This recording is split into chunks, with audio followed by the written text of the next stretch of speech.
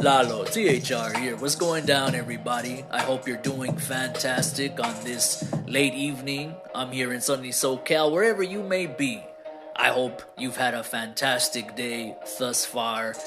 And this is the highlight reel, episode 97. And this is a landmark episode. This is a historic day for the highlight reel. Ladies and gentlemen, we are making our debut on YouTube, starting with this episode, highlight reel episode 97. I am big excited right now. I can't contain it. I mean, all day I've just been I've had a mixture of emotions because this is something I've been wanting to do with this podcast for the longest time. You know, I started this podcast 3 years ago now.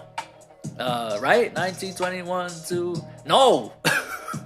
No, my math is that bad. And I'm engaged to a math teacher, and I got the worst math in the entire world. I started this podcast going on 4 years ago. I started in 2019. So, and it's been strictly an audio podcast from that point. And I always knew eventually I wanted to take this podcast to YouTube and expand out that way. The only reason I haven't sooner, which it would have been better if I did do it sooner because I had a much larger audience back then before I took my long hiatuses here and there. I'm a very busy individual, but the reason it's been so long that I haven't taken this show to YouTube is because, you know, there's so many wrestling podcasts already as it is, and the bulk of wrestling podcasts that I see on YouTube, at least like the Mark podcast, you know, not the wrestler podcast, right? Like the wrestlers that actually have their own podcasts and the Conrad Thompsons of the world. But most Mark wrestling podcasts, like this one, they're video podcasts. And I respect all of those cats so much. I just want to say up front, I respect all of those cats so much because let me tell you something. This podcasting thing, it ain't easy. You know, when I started this, just going off on a tangent here, when I started this in 2019, you know, I did this as a hobby, and I still do. This is just a hobby for me. You know, I'm not, I mean, I don't know. If it could grow to a level where I could actually, you know, make some income doing this, that would be fantastic. But for the time being, this is just a hobby. But even being just merely a hobby that I do on spare time, this has become a very, very challenging hobby. A challenging endeavor, quite frankly. I didn't realize how difficult it actually is to do podcasting. I mean, especially me being just by myself. I don't have a co-host. I don't have super chats. I don't have, you know, I can't go live. I don't have that kind of audience to go live yet. Which is perfect transition because that's the main reason right there that I haven't taken this podcast to YouTube. It's just that I don't have the resources yet to go live. You know, I don't have that. I mean, I have a built-in audience, and for all my day oneers, thank you so much for the support. Everybody that listens on Spotify, I mean, I read my analytics, like 90% of my listenership comes through Spotify. And for everybody that's been rolling with me from the jump, I want to thank you so much. This would not be possible without you. You know, whether I got 10 listeners, 20 listeners, I don't care. As long as somebody's listening. Hell, I listen to my shit. I entertain myself. What could I say? But that's the main reason, man. It's been a while that I haven't put anything on YouTube as far as this podcast. I think I have like a AEW Elite Crate unboxing, which I might actually take that down because I don't really like that video. But I just don't have the resources yet. You know, if I go on YouTube, I want to show my face. I want to have that capability to go live, which to my understanding, I have to have a certain amount of listeners or subscribers to go live, I think. Which makes sense because, I mean, that would be miserable, man, if I went live and I had 0 listeners, 0 viewers. I'm just, talking into a camera, but that's the main thing. But today, I actually had the idea of putting in snippets of the show onto YouTube, little clips, which incidentally, there are some already up as of this recording. I got talking about AEW Fight Forever, the video game being delayed yet again. It's kind of old news actually, but it is what it is. I've been MIA myself.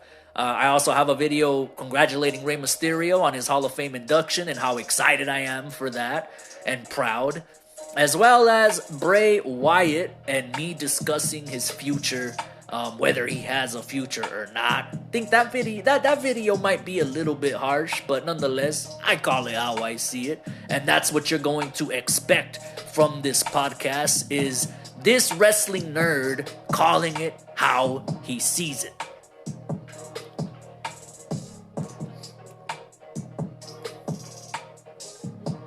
So, I got the idea to just post little small clips from the prior episode, but then it hit me. Once I learned how to convert my audio files into video files and upload them to my YouTube channel, then it hit me. Like, why not, bro? Why not just upload the full episode? What you doing? And that was it. And then I just got excited, and here I am. And, the last episode, Highlight Reel 96, AEW has major problems.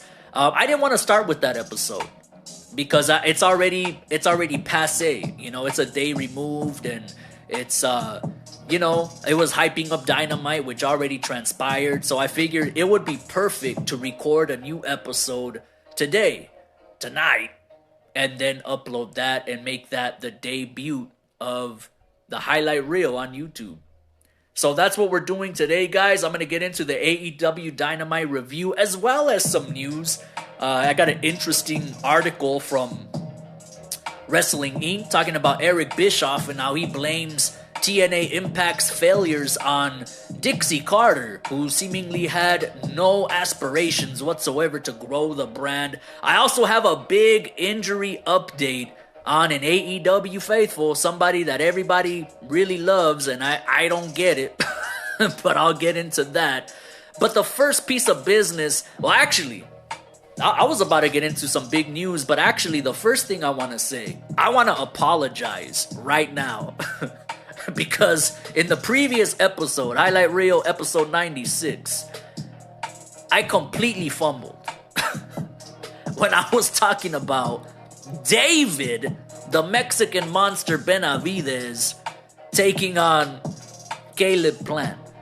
I was calling him Jose during that entire segment. I was saying Jose Benavidez. His name is David Benavidez, but I got confused because he has a brother named Jose Benavidez who also boxes and who, quite frankly, who's also very talented as well, although I haven't really seen him around anymore. But he used to be kind of an exciting prospect back in the day, and I guess I got them confused. But David Benavidez, that's the name, and I kept saying Jose over and over, and it's ridiculous. So I just want to apologize right there. Nonetheless, yeah, David Benavidez, I'm predicting to beat Caleb Plant.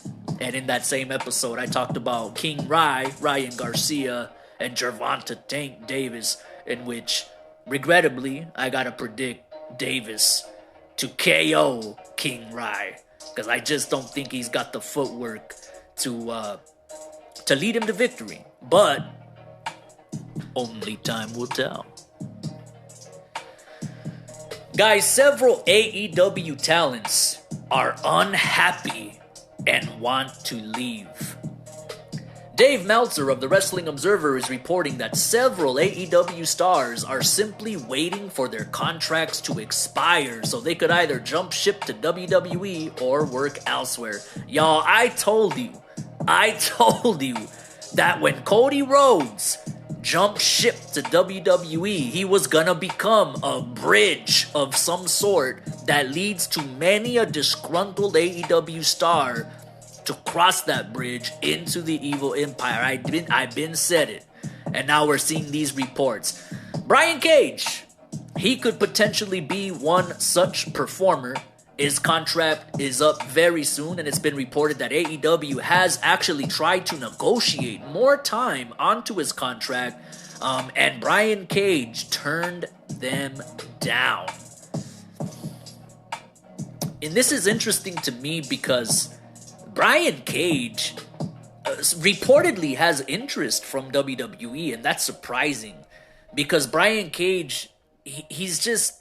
And I've talked about this in previous episodes of THR, where he's one of those guys who's a perfect example of having a good look about him. I mean, the dude's a brick house, and he's not too bad on the mic, but for some reason, there's a disconnect, and he cannot get over. I think the most over I ever saw Brian Cage was with Lucha Underground, when he would just have little vignettes of him working out and saying, you know, I'm not a man, I'm a machine.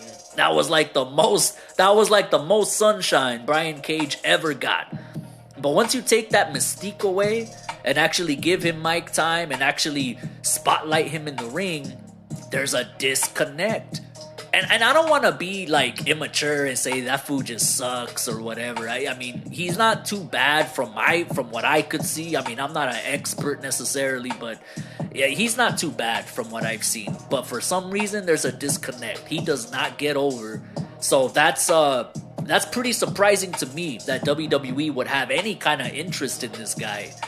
I don't know if he has youth on his side, because if he does, perhaps maybe WWE figures they could school him up some. They could learn him up, maybe give him some some training in the performance center.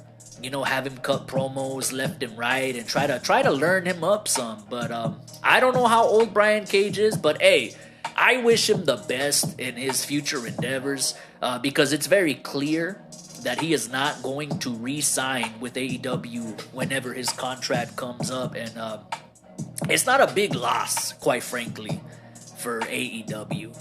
I mean, he had a run with Team Taz, and I actually liked that in the very beginning. Team Taz is one of the big travesties of AEW factions, because where they have so many factions, Team Taz was like the first one to split up, and I thought that was the only faction that had a lot of potential to be something in the future. They were the first one to split up.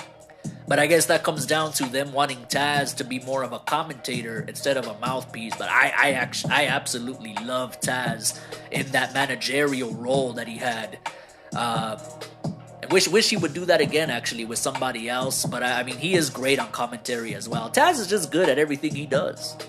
What can I say? But nonetheless, FTR have long been speculated to be among those disgruntled in AEW, and rightfully so, quite frankly. I don't know how they had a run of a lifetime squandered when they were carrying all those tag team championships from various promotions, except for the promotion they are currently signed to. It made no sense then, and it makes no sense now, and it is still unclear whether FTR will opt to work out a new deal with AEW or work elsewhere. They did make their return at AEW Revolution after a brief hiatus, but Dax himself has come out and said, hey, we made our return at Revolution, but nothing's changed as far as our contract status goes. So that's a big, that's a big talking point right there. Because it's very clear that FTR have not been valued to their fullest potential in AEW. You know, and they're over here getting awards for having a rivalry of the year with, the Briscoe Bros, and they're not even recognized for it on AEW TV. You know, and I've said it before, like that big run they had, carrying all those... They were the tag team belt collectors, like Kenny Omega. But except in the tag division. I mean, when they had the Japanese tag straps, the Mexican tag straps, the ROH tag straps, it only made logical sense for them to then challenge the Young Bucks for the tag titles. Instead, the Young Bucks dropped the titles to Keith Lee and Swerve Strickland. Absolutely no sense. Instead of building to a humongous bout with FTR at that pay-per-view, where FTR would win the titles and be established as the greatest tag team of all time, and your brand has the greatest tag team of all time, and they blew it. It's crazy, man. Makes no sense. And I've also made the prediction on this show that I really believe that FTR will go back to WWE. It's kind of up in the air now, because now there's speculation running amok that Vince McMahon is back in creative and this and that, so only time will tell. Andrade El Idolo, by far one of the best athletes on the entire roster, pound for pound, and they have done absolutely nothing with him. What they put him in the Hardy family office. They had him get beat by cats like Darby Allin. You know what I mean? He got into a little Twitter feud with Sammy Guevara. Sammy, who not long before that got bitch slapped by Eddie Kingston for going a little too far on a pre-tape promo on Rampage, which was edited out of the show. And because Andrade tweeted that he ain't afraid to get fired, AEW sends him home and has Sammy Guevara main event that show that same day, winning a tag team match with the JAS.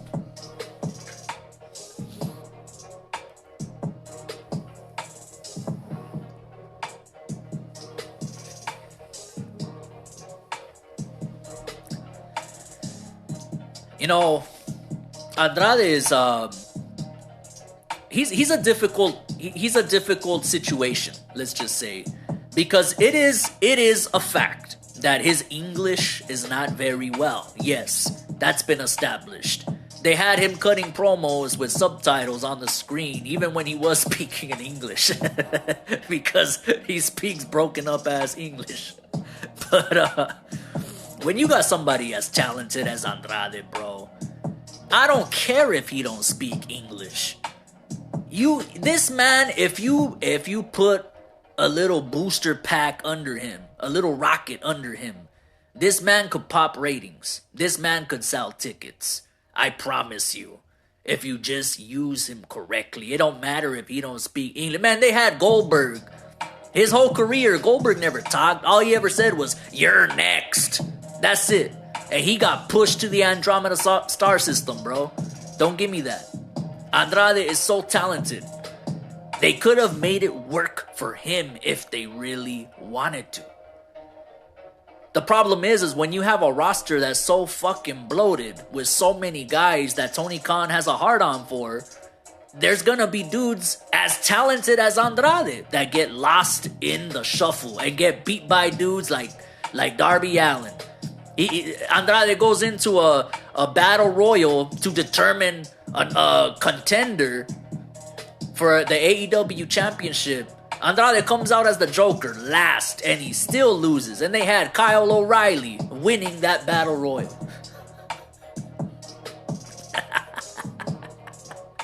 And Keith Lee was in that same battle royal. Keith Lee should have eliminated everybody, bro.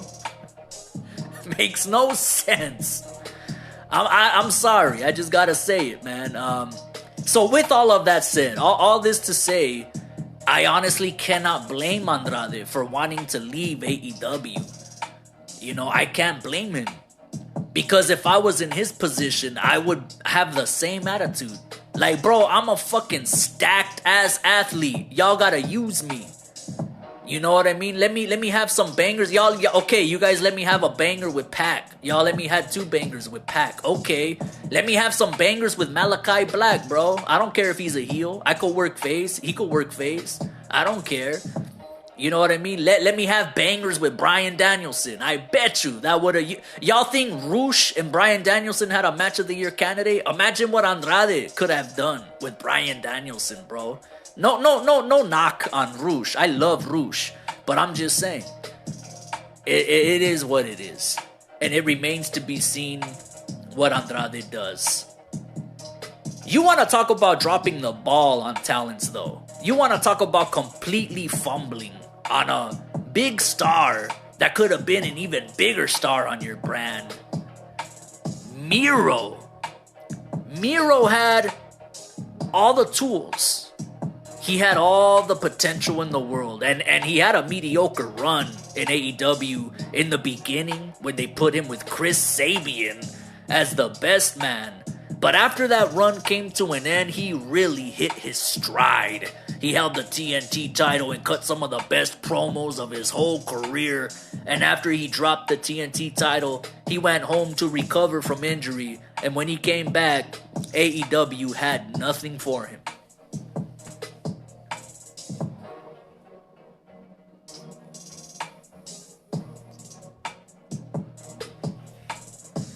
Now with Miro, it's a little more complicated with Miro, because I did read reports a long while ago actually that AEW did want to book him into something, and he what's the word I'm looking for? He denied it. Like he turned it down. He said, "I'm not doing that." I could only imagine, by the way, what they try to have Miro do for him to turn it down. Probably some stupid ass shit, like losing to Darby Allin or something. No knock to Darby Allin. He's a great guy. He's a great worker, and no knock to him. But, just going off on a tangent here, that's the theme too that I don't like about AEW is when you see little ass dudes with no bodies beating big ass studs like Andrade, like Miro, like whatever. You know what I mean? That's a common thing in AEW. Big guys losing to little guys. And I could only suspend my disbelief so much, you know what I mean? But anyway, so that's the tricky thing with Miro. Because, listen, I'm all about protecting your character and protecting your role as it be. But, at the end of the day, you're a performer. You have to do your job. You know what I mean? If the director tells an actor, you're going to do this, and the actor says, "No, I'm not. I ain't doing that." Well, guess what? The director's going to find another actor to replace him. like if James Cameron, when they were doing Titanic, if he told Leo DiCaprio, "Hey, bro, so yeah, you're going to die in this scene." And then Leo says, I'm not going to die. Hey, Rose could move her fat ass over, and you know what I mean? We could both get on that door. I ain't gonna die. Then guess what? James Cameron would have been like, "Well, I'm gonna have to call Matt Damon."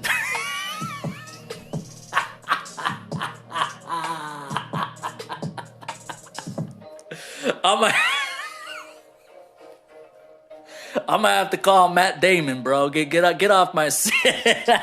I'm gonna have to call Ben Affleck. You're replaceable, homeboy. Cut. Nah, man. I'm just saying, when you're a wrestler, you're not the writer, you're not the booker. You got to do your job and do it well. It's like The Rock used to say. A wise man once said, "Know your role and shut your mouth." And I do believe that to a degree. But AEW itself is a very complicated situation because you have a booker there that doesn't have a whole lot of experience. So when you're an experienced worker like Miro, working for somebody that's booking everything and making all the calls, and he don't have not even an inch of the same experience that you have, albeit the job titles and descriptions are entirely different. But I could understand somebody like Miro or Andrade, for that matter, saying, "Hey, this stuff you're booking me in, it don't make no sense, bro. I'm not gonna do it." So it's complicated. But with that said, man, I mean, what can I say? Miro, I doubt he goes back to WWE. I mean, I could see it, but at the same time, I don't know, man. They would have to probably do the same thing that they did for Cody, where they bring him back as Miro and not as Rusev, because let's be honest, they did Rusev kind of dirty. With that Bobby Lashley, Lana, and him love triangle, that was kind of foul. You know what I mean? That was not a good look. So maybe they bring him back as Miro. I don't think they could keep that theme song. Cody's theme song was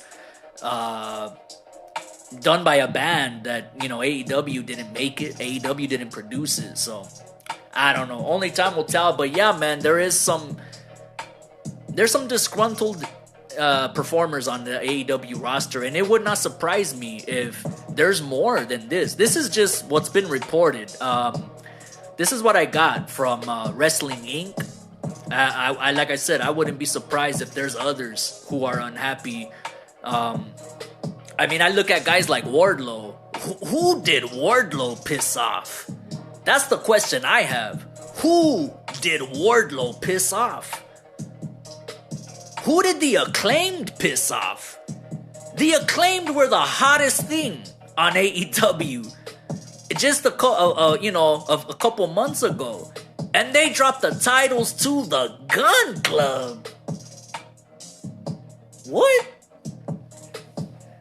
Like that, it's that kind of stuff. It's that kind of stuff that at least makes me, I can't speak for anybody else, but when I see that kind of stuff, I gotta take a step back and say, what are we doing here? And I've heard some people say, well, it's because the Acclaimed are very green, so they had to get the titles off them, but the Gun Club are also green, so it still don't make no sense. If that's the case, if the reason for the Acclaimed dropping the tag titles was because they are green, then the correct champions should be Jeff Jarrett and Jay Lethal, because they got the most experience. Them together, they have more experience than half the roster. You feel me? So, I just don't get it. Like, what happened to the Acclaimed, bro? What happened to Wardlow? Where's Sean Spears? I don't give a shit about Sean Spears, but he's an example. He's an example. There's like all these dudes in the Shadow Realm. There's some dudes like Brian Pillman Jr. What happened to him? Remember, he had a little feud with MJF for a little while, a couple years ago, where MJF absolutely roasted his mom and his sister and this and that. And same deal, we never saw Brian Pillman again.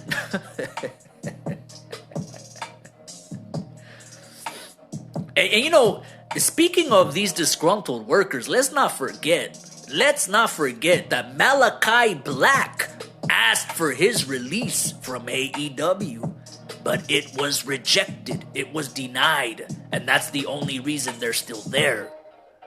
Let's not forget that. I love AEW, guys. Don't take this the wrong way. I'm not here to bash AEW. I'm not here to Jim Cornette it. You know what I'm saying? I love AEW. AEW re-instilled in me the passion for professional wrestling, the excitement for professional wrestling that was lost prior to 2019. So I am forever grateful to AEW as a brand and to Tony Khan for making it happen. But this is what you're going to get on this podcast, guys. You're going to get the realest of the real. I don't hold no punches. I don't hold back. I'm not afraid to say anything. I'm not afraid to speak my mind. I don't intend to hurt nobody's feelings. I don't intend to, make a mockery of people or things or companies. But I'm just expressing myself here. And the main thing I talk about is professional wrestling and boxing. But in the case of AEW, I love this company, but I feel like it could be doing so much better with the resources that they have. But with that said, Dynamite last night gave me some hope. Reinstilled in me confidence that, hey, maybe we're actually going to get some storytelling. We're actually going to get some new stars emerging and rising to the occasion. Because it was actually a good show. So let's go ahead and get into AEW Dynamite that popped off last night. MJF, the world champ, holding the most prestigious world championship in the business, the Triple B. He opened the show with his Rebar Mitzvah. He claimed that Shawn Michaels was better than Brett. First of all, before I describe this promo, I gotta say, the whole ring was decked out. We had balloons. We had a cake on the outside. There was streamers shot out of a cannon with all his Jewish regalia. He had a yarmulke on and everything. I'm like, bro, AEW's about to get canceled, bro. I never seen nothing like this. But it was a spectacle, man. I mean, what can I say? MJF, he's extra. That's what he does.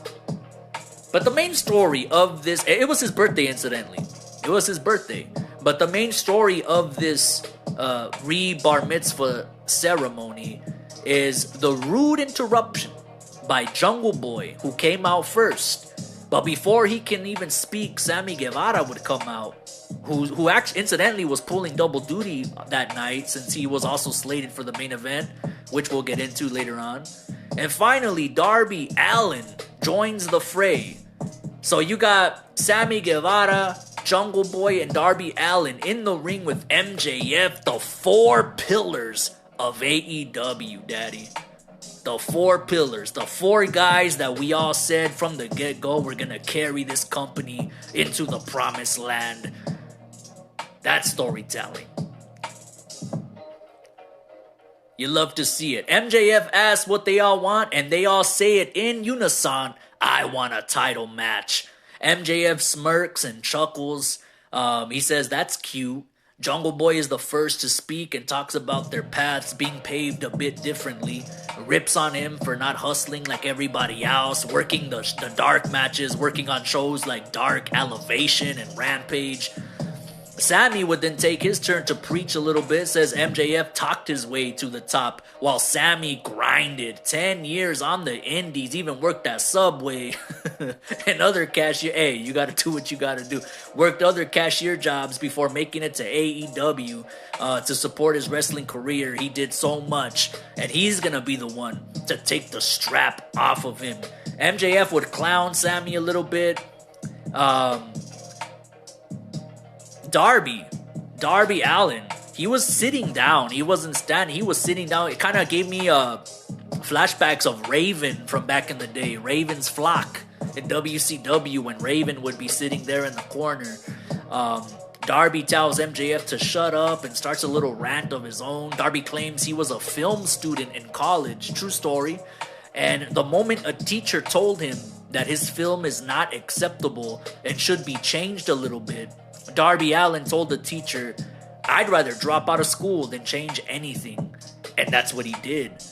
And merely being in AEW is a blessing and makes him the hungriest worker there, and he vows to be the one to take the title off the champ. MJF has enough. He calls Darby an insult. That always pops me. He calls Sammy the I'll propose to another girl in 7 months Guevara, to which Guevara rebutted, didn't your fiance just dump you? That's real life stuff. He says he's the only pillar that can hold this place up, does MJF, and tells them to leave because none of them were invited to his party to begin with, and he's gonna eat his cake and do what it do. He then pie-faced Jungle Boy before exiting the ring onto the apron. Jungle Boy smashed MJF in the back of the head with the microphone. Then a brawl out ensues between the three pillars while MJF wobbles onto the apron. Then Jungle Boy crashes into him and he flies head first into his birthday cake setup on the outside to close the segment. Guys, this is what AEW needs. This is storytelling right here. You got the four young guys of the company that everybody deemed were the future of this business and for sure the future of this company. And one of them happens to be the world champ right now, MJF. And now the other three pillars of this company are going after him. That is storytelling. That's what we want to see. This is the kind of stuff I've been wanting to see out of AEW. And this got me pumped. I gotta be honest. This got me pumped. This got me hyped and excited to see what happens next week. And I hope this does build to a four-way match between them at the pay-per-view, at the big event. I just think that there is a little worry because then you got to wonder what's next for MJF after this. Because if he disposes of these guys at the pay-per-view, then who is left to step up? You know what I mean? Maybe Wardlow. I don't know. But that's definitely a challenge there for Mr. TK. And I hope he pulls it off because I'm not going to lie, man. I want to see this. That's a 4-way match for the ages. You got the 4 pillars of the company. You know, that it writes itself. It writes itself. And it should be a classic if and when it goes down. Grade A segment. That was the best part of the whole show, honestly. And the main event was pretty stacked, but that was the best part of the whole show right there. You just heard it. Hangman Adam Page and the Dark Order take on the Blackpool Combat Club, who are now heels for whatever reason. Okay, this is basically an extension of the Adam Page-John Moxley feud, but they're adding a little extra ingredients into the pot to try to keep it fresh with the Battle of the Factions, Dark Order versus Blackpool Combat Club. And this is yet another example of a heel turn feeling just like unnatural. You know, Blackpool Combat Club, they're giving me Outcast vibes, you know, where they were hot baby faces not too long ago, a mere week ago, and now they're supposed to be bad guys just to facilitate the feud with with Adam Page and John Moxley. I feel like they've been feuding for a long ass time now, actually. I feel like this feud's been going on like pretty much a whole year now. I'm sure I'm wrong about that, but that's how it feels. This would work for me if the Dark Order were actually relevant. You know what I mean? Because obviously MJ, why do I keep saying MJ? I can't get that segment out of my head, bro. That was a great segment. But Adam Page and John Moxley are big stars. I mean, for AEW especially, they're big stars. But, you know, the Blackpool Combat Club, they had like an aura of invincibility about them when William Regal was there and Bryan Danielson, who's seemingly not a part of the group anymore. But now Claudio and John Moxley and Wheeler Yuta, just them three, it's not the same. But they're still very much so more relevant, way more relevant than the Dark Order. You know, if the Dark Order were kind of relevant, this would work for me. But because they're not, I have very little to no interest in this, quite frankly. The last time the Dark Order were relevant was when Brody Lee was alive. R.I.P. Brody Lee. All due respect. This was the coming out party for Stu Grayson, who is officially all elite once again. But yeah, Stu Grayson, he nailed senton dives over the ring post to the outside and displayed some athletic prowess that Evil Uno could only dream of. All the while, John Moxley and Adam Page continue to beef to settle their differences in and out of the ring. Page was cooking in this match as well. But in the end, John Moxley forces Stu Grayson to tap out to a rear naked choke and continues to wrench it in after the bell rings for some heel heat. In the post-match, the BCC continues to beat the brakes off them boys until Johnny Hungy and Alex Reynolds do a run-in for the save. So I guess this is building to a big blow-off match, like a blood and guts type of deal. And again, I mean, because the Dark Order aren't really relevant, I don't really have much interest in this match. I mean, I suppose they could build it as Adam Page is at a severe disadvantage. You know what? It might as well be a 3-on-1 handicap match. Because, I mean, Evil Uno, and I mean, all due respect, I like Stu Grayson, but these guys just aren't relevant right now for this big of a push, for this big of a spotlight. You feel me? It is what it is. QTV debuts. QT Marshall's brand of TMZ garbage debuts backstage. They cut a promo ripping in a Wardlow about his title belt being stolen out of his car. Then they actually produce a video showing Aaron Solo stealing the title belt. And again I ask, who did Wardlow piss off? You know, it's embarrassing, man. And that was a shoot. Like, he legit had his car broken into, you know, by some degenerates over there in San Fran. And they took his belt and his belongings. And then that same day, or I think the next day, then he dropped the TNT title to Will Hobbs, and we haven't seen him since, I don't think. And yeah, and now they're clowning on him in this QTV stuff. And you know, this is an unpopular opinion right here, but I actually like QT Marshall. I actually like him. I think he's good at what he does. I think he's charismatic, man. He's charismatic in his own right. I don't see him like main eventing any shows or being a champ or anything like that, but you know, he's a nice little side character that AEW has to work with. But Will Hobbs, I am proud of Will Hobbs, bro. He's a stud. And I've said it, I said it like about a year and a half ago, maybe 2 years. I said, you know, in the future, big business could be done between Will Hobbs and Wardlow. And here we are. But unfortunately, Wardlow is nowhere near as hot as he was last year. You know what I mean? It is what it is. Moving on, Jade Cargill's Canadian Open Challenge pops off as she faces off against a local there in Winnipeg by the name of Nicole Matthews. And you know, I just gotta say it, man. Jade, she already looks like a larger-than-life megastar as it is. But next to this chick, I mean, she made Jade look like, you know, godly, like otherworldly. You know, Jade Cargill, she just has a fantastic look about her, man. She's money. She's money. And I really think she should be the women's champion, honestly. I said it in the last episode, and I'm going to say it again. I think Jade Cargill should be the women's champion. You know, it's one of those things where she's in a dead division. The TBS title, there's literally, they're having to bring jobbers, jobronettes, to job to Jade Cargill. There's no one else. The TBS title is doing nothing for Jade Cargill, and quite frankly, Jade Cargill's not doing anything for the TBS title because it's a meaningless title that was dead on arrival. You feel me?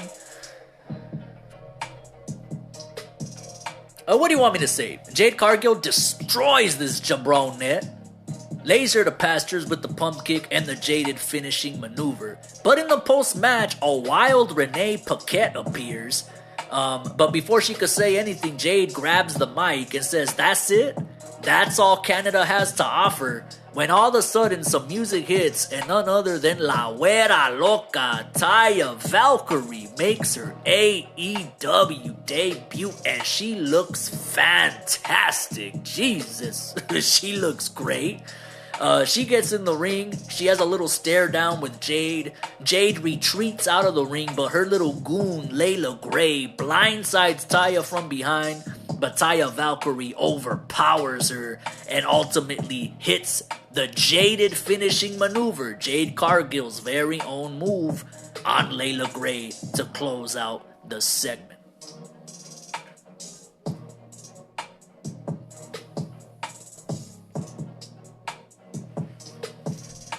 For those of you who may not know Taya Valkyrie, she made a name for herself in a lucha libre promotion in Mexico, AAA.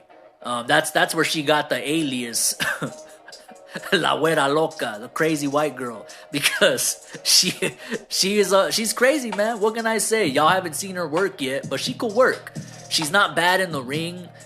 She's not like incredible or anything like that, but she's good in the ring. She's decent. She could carry a good match, and I mean, you see her. I don't gotta tell you, she's a very, very good-looking woman, and she's got charisma.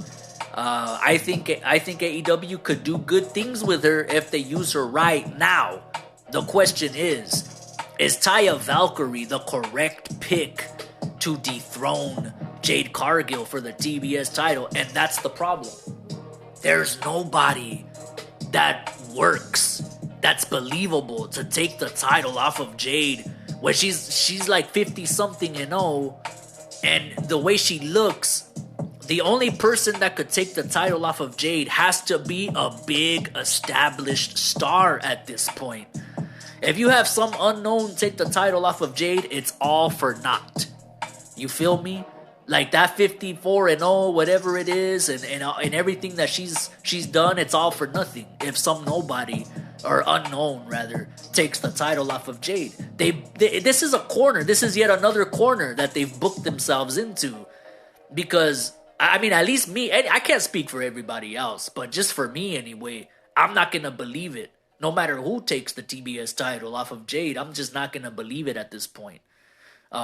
It's reached a whole nother stratosphere. Her push has reached a whole nother level. It's like if I'm trying to think of a good example here. It's like Goldberg. It's like Goldberg when during his winning streak, you know, somebody like Disco Inferno beat him for that winning streak. It wouldn't be believable, right? And that's the same thing with Jade Cargill. I just won't believe it. And I like Taya Valkyrie. You just heard me put her over. I like her. That's the real life wife of John Morrison, Johnny Elite. They're both fantastic. But I just don't see Taya being the correct choice either to take the TBS strap off of Jade.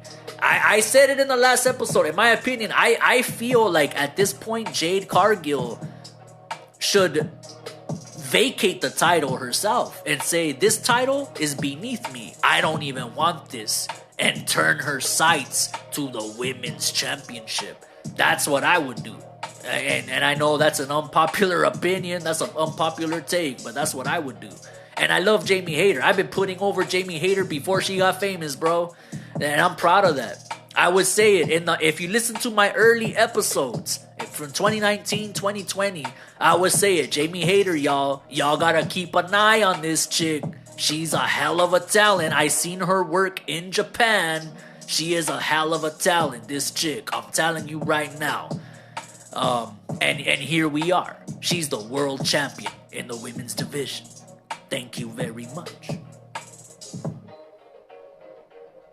Jeff Jarrett versus Orange Cassidy for the Intercontinental Championship. This match was a tad bit overbooked. You had Sanjay Dutt and Satnam Singh run in. Then you had Jay Lethal run in after they got sent out the ring by Aubrey Edwards. A very enthusiastic Aubrey Edwards. But in spite of that, the only thing I want to mention about this match is how good of an athlete Orange Cassidy is. I've said it before, I'll say it again. Orange Cassidy, yes, he's silly, man. He has a silly gimmick. His attire is silly. His name is silly. But this dude could work. This dude could work. You know, Double J worked over Orange Cassidy's leg the whole match. And one of the most impressive things I've ever seen was when Orange Cassidy did a kip up. And he didn't land on his left foot so that he could sell it, that it still hurt, that it's still injured. And he still executed a picture-perfect orange punch for the pinfall victory. Dude is fantastic. Silly shit or not, Orange Cassidy is great. He is a hell of an athlete. And people need to respect that.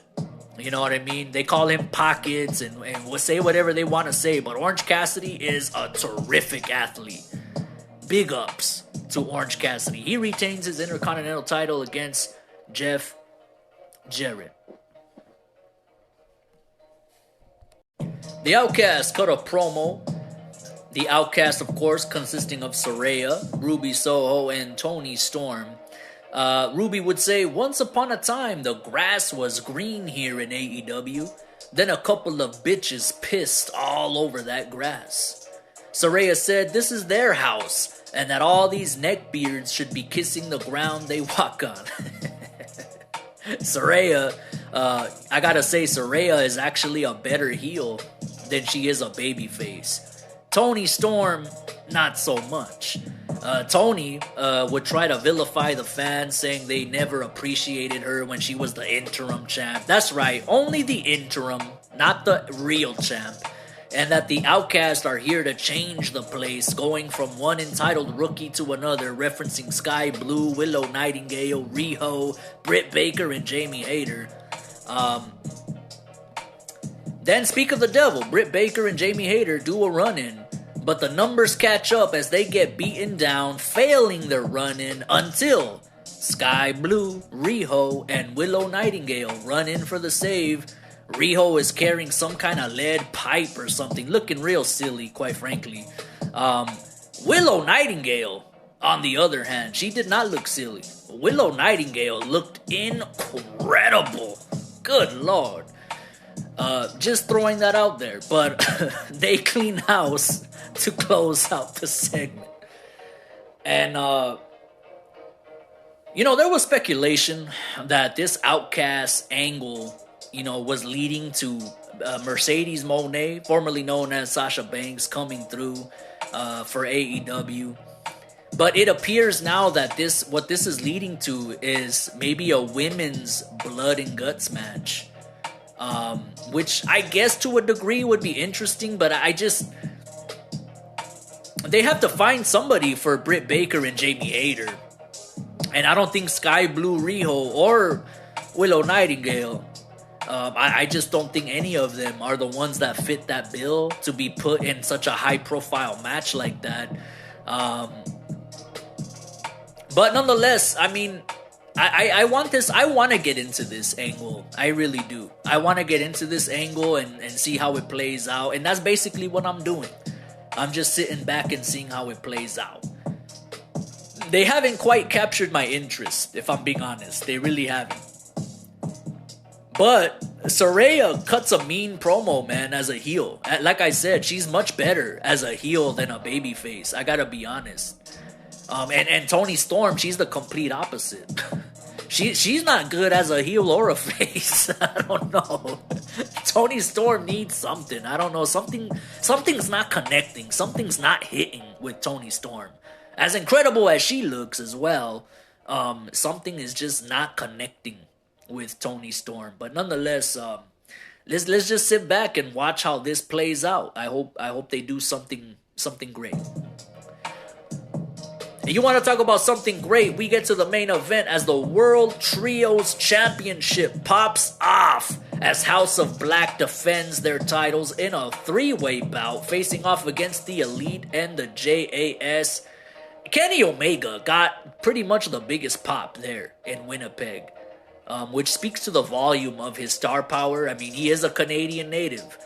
But I would have thought that Jericho would have got a bigger pop than him, but no, it was Kenny Omega. Then again, when Jericho comes out, the fans aren't really popping because they're singing his theme song. You know what I mean? Judas, probably at this point one of the greatest entrance themes of all time now. Which is a big deal because there have been so many classic entrance themes over the years. I mean, Jim Johnston, WWE former composer there, he deserves to be in the Hall of Fame. We got the Hall of Fame coming up, and I want to say congratulations to the great Muta, who is officially going in. Will be inducted by the 16-time world champ, the Nate, Ric Flair. Big ups. Jim Johnston, he deserves to go into the Hall of Fame, bro. Even though he's not an on-screen performer, but all of the historic theme songs that he produced, talking about the glass shatters and Stone Cold comes out, the bell dong goes off and Undertaker comes out, Mankind and his various theme songs, and there's been underrated theme songs over the years too that kind of slipped under the radar, like Dan Severn and Ken Shamrock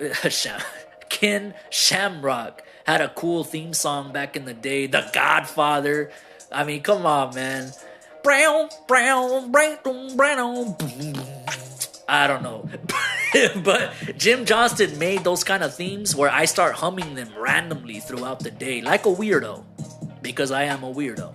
But nonetheless, when Kenny Omega and Jericho went face-to-face in that ring, they tore the roof off the place with a mere stare down. Of course, that's the point where the match breaks down as the House of Black invade the ring, smashing on everybody. Brody King's a fucking monster, bro. I'm telling you right now, when Brody King does that cannonball move to opponents that are sitting in the corners, you could not pay me enough money to take one of those cannonball moves that he does. I would not do it. I'd be like, Tony Khan, you gotta give me a stimulus check, bro, to take that move. But Brody King's a big motherfucker, man. But nonetheless, the Bucks and JAS members, Sammy and Danny, get in some. We come back from commercial break. And Brody King, the monster himself, he's putting the whooping on Jericho, who starts to build a babyface comeback. Even though Jericho's technically a heel, in Winnipeg, Canada, Jericho is not gonna be a heel.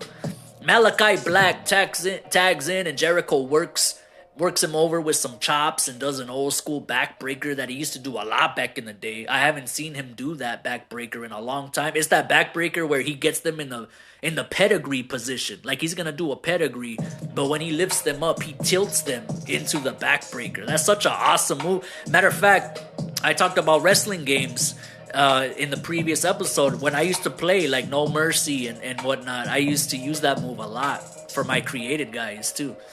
But nonetheless, Sammy gets in the ring. He does some double team moves with Daniel Garcia. And you know, this is interesting because I didn't mention this, but in the opening segment, the Rebar Mitzvah, Sammy Guevara, didn't he like throw some shade on Jericho where he was like, oh, when I started, I was just the bump guy for Chris Jericho. And then fast forward in the same night to this match, he's buddy with Jericho in this match. Like, I don't know, that's if you want to consider that a plot hole or not, that's up to you. But that's something that I observed. Before the match comes to a close, Jericho and Omega finally have a little exchange of punches in the ring. It gets another big pop, of course. The match would break down again. After a series of moves, Jericho put Omega in the walls of Jericho before the Young Bucks gave him a little super kick party. And that Walls of Jericho spot popped me. Jericho and Omega work together to deliver a superplex on Brody King off the turnbuckle. Holy shit, chants ensue. The place is bananas. And then Jericho blindsides Omega with one of the dopest code breakers I ever seen. Kenny Omega, just a tremendous athlete, bro. The way he sold that code breaker, it kind of reminded me of OG RVD. When he would get like DDT'd or something and he would like do a whole ass flip, like his body would go stiff up in the air. Just real great stuff. In the end, House of Black retained with the Dante's Inferno, courtesy of Brody King, over Garcia for the win. Fun match indeed. Now, in the post-match, Jake Hager would come out looking for a fight, brawled out with the House of Black. Then Adam Page would brawl out with Blackpool Combat Club spilling into the ring. I didn't mention this, but during the match, they went backstage with the camera and showed that Adam Page was still brawling with Jon Moxley in the Blackpool Combat Club. So anyway, they get into the ring, and then suddenly Adam Page is surrounded by the Blackpool Combat Club members, and then out of nowhere, the Elite, Kenny Omega and the Bucks, they get in the ring and they stand behind their former friend and stablemate, Kenny Omega. As the Blackpool Combat Club retreats, Adam Page slowly turns, faces the Elite with a look of apprehension, but also a look of relief on his face, and the camera's cut off abruptly. That is storytelling. What you got in the opening segment and what you got in the ending segment, ladies and gentlemen, that is storytelling. And that is all we've been wanting to see from AEW. I give constructive criticism, and I get downvoted on Reddit. But that's all I've been wanting to see from AEW. This is the kind of stuff I'm talking about. Long-term storytelling. That's what we need. And that's what we're getting. That's what we got from this episode. And I hope it continues. Because this is the kind of stuff that AEW sorely needs. That was beautiful. They got to work on their time management a little bit. Because what we didn't see in the post-match, Adam Page faces off against the Elite, looking at them in the eyes. And then Kenny Omega and co, they exit the ring. But they nod at him like, we're here for you, bro. Like, we still got your back. It's a different time, bro. We still got your back. As they exited the ring. And that's something that the viewer should have seen. But AEW's time management isn't down to a science, so we missed that part. We just seen Adam Page slowly turn and make eye contact with his former stablemates, and the camera's cut off abruptly. So that would be my only criticism. But other than that, this was fantastic. This is what AEW needs. This is the first episode of Dynamite in a very long time, as I mentioned, that actually made me excited for what's to come. The four pillars looking to engage in a potential four-way bout for the strap. That's cinema. The four guys that from the get-go were hailed as the future, the cats who would carry this company for years to come. Enter MJF, the first of the pillars to become champ. Now the rest want their time in the sun. Who takes it? Who dethrones MJF? This is storytelling. Then the main event popped off, and it looks like Adam Page and the Elite are reuniting once again, turning the page and scripting a brand new chapter in their journeys in professional wrestling. Where's Daddy Magic when you need him to come out and say, you know what makes Daddy Magic's nipples hard? Hey, this is good shit, bro. What do you want me to say? This was a good episode of Dynamite. I'm gonna give it 2 thumbs up. Ebert and Roper. And I am looking forward to next week's AEW Dynamite. Before I get on out of here, guys, I'm going to run through 2 news stories that I thought would be interesting to talk about. Danhausen reportedly suffered a torn pectoral muscle at AEW Revolution. Danhausen and Orange Cassidy teamed up to challenge for the AEW tag straps against the champs, the Acclaimed, and 2 other teams for no reason whatsoever. I mean, instead of just booking the Acclaimed and the Gun Club in a classic rubber match for the straps, instead we got Orange Cassidy and Danhausen versus Jeff Jarrett and Jay Lethal, the former champs, the Acclaimed, and the brand new champs, the Gun Club. In the wake of their losing effort, Orange Cassidy's partner Danhausen would take to social media to reveal that he suffered a torn pectoral muscle during the match. It remains to be seen how quickly he can recover from this injury and be back in action on AEW programming.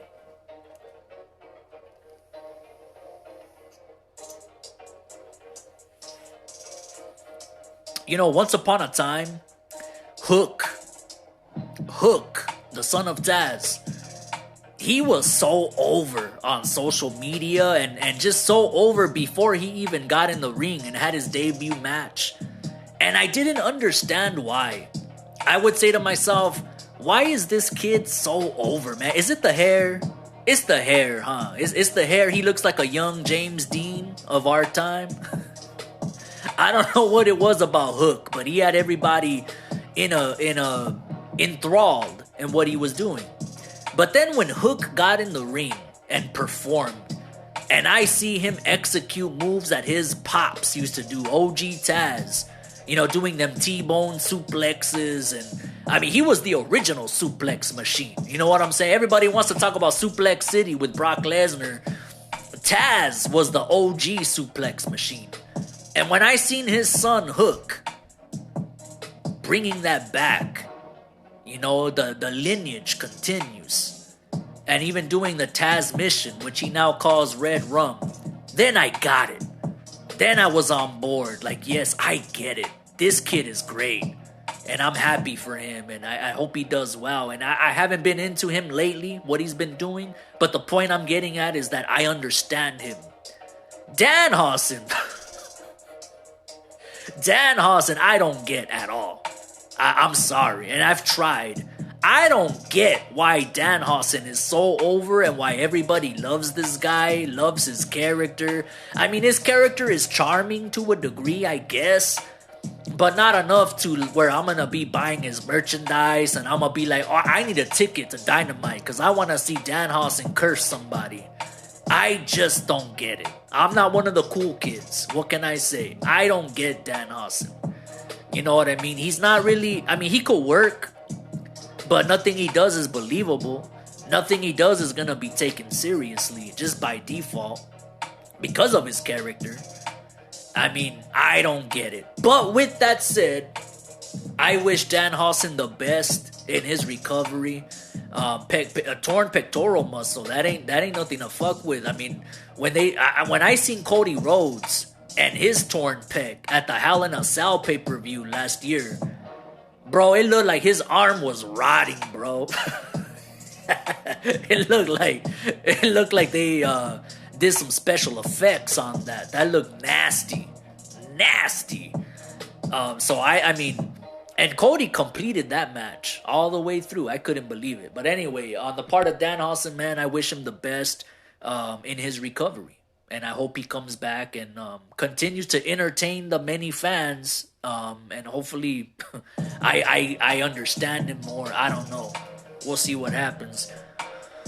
The last story I'm going to talk to you guys about, guys, Eric Bischoff says TNA Impact was a missed opportunity. On the 83 Weeks podcast, Eric Bischoff blames Dixie Carter for what he calls one of the biggest missed opportunities in all of professional wrestling.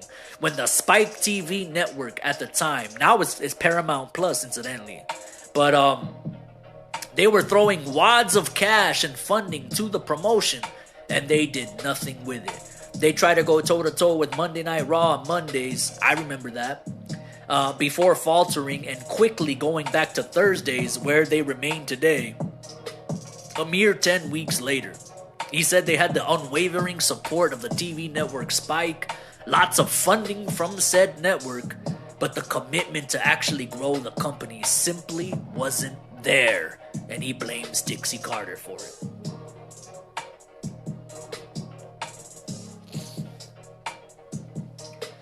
You know, when Eric Bischoff and Hulk Hogan went to TNA in 2010, that's really when TNA started to fall apart. I mean, I'm not trying to defend Dixie Carter, and I have a lot of respect for Eric Bischoff, bro. I have a lot of respect for Eric Bischoff. Eric Bischoff could quite possibly be the main reason that I'm a professional wrestling fan today. You know, I started watching wrestling because my friends, they were into it. They were into WCW, though. Because my Mexican friends, they were into the luchadors. And WCW had luchadors. They had lucha libre on their shows. That's where Rey Mysterio got his big break. They had Rey Mysterio, La Parca, Psicosis, Juvi the Juice, Guerrera, the juiciest one. They had all them cats. And of course, Eddie Guerrero, and everything. And Eric Bischoff is responsible for that. Eric Bischoff is responsible for introducing the American audience to lucha libre wrestling. And he's responsible for a lot of things of my childhood, bro. The NWO. And freaking Goldberg smashing through everybody. I loved Goldberg when I was a kid.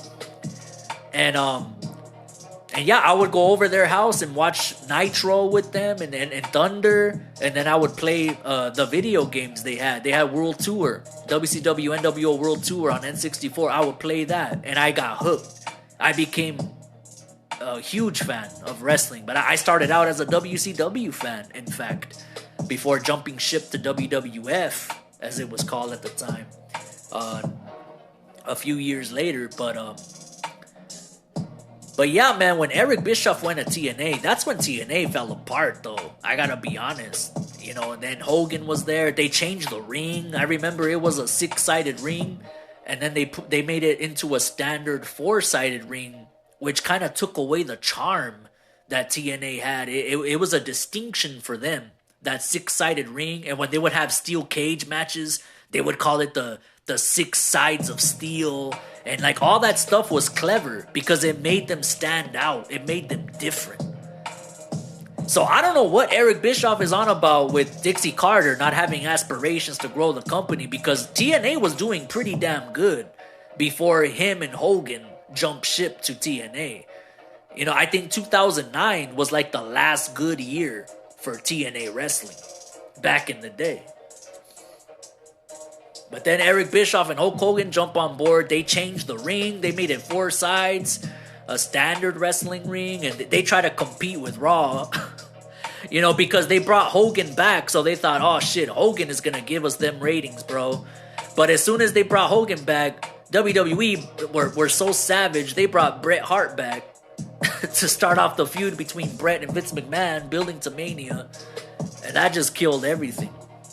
But it was cool because I was switching back and forth. I'm not gonna lie, I was actually switching back and forth from TNA Impact to Raw because it gave me a sense of nostalgia. Like, it made me feel like the Monday Night Wars all over again. Like, I was watching Raw and Nitro, switching back and forth. Because I would switch back and forth, too, for Raw and Nitro.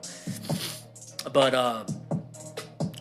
yeah, man, TNA, they would fold not long after. I mean, they're still around today, but nowhere near to the level. They're not on a big network. I think they're on Access TV. But they're still doing it. They're still doing it today. Dixie Carter is no longer with them. I think, is it Bill DeMont? I think Bill DeMont is running the show or something I think he's the showrunner, right? Bill DeMont? Or is it Al Snow? Oh, I'm probably confused. I think Al Snow runs OVW, actually. But nonetheless, they're still around today, guys.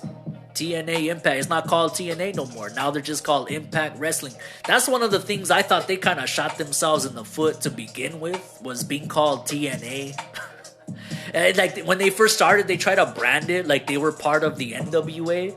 I remember like when they first started in 2002 or whatever, they were actually called NWA TNA. You know what I mean? And that's why they had the NWA title in their promotion. And every time I think of that title, every time I see that title, I picture Jeff Jarrett holding it. Because I remember when he had his little reign of terror with that title belt. But TNA that's a sleazy name. Because we know what they were doing. Come on. They were trying to capitalize on a dead era. The Attitude Era. What is TNA known for? They called it Total Nonstop Action, but we all know TNA is associated with tits and ass. It doesn't take a little middle schooler to figure that out.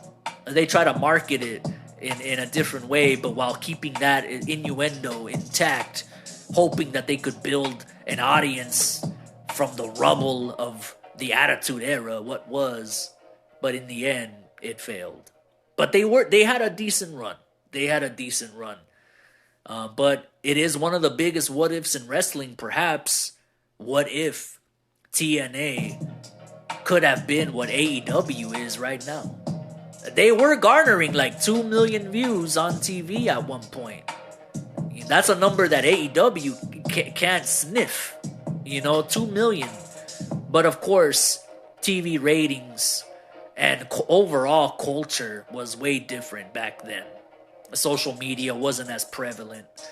It is what it is. But perhaps if TNA were as big as AEW, perhaps they could have been a legitimate threat to WWE.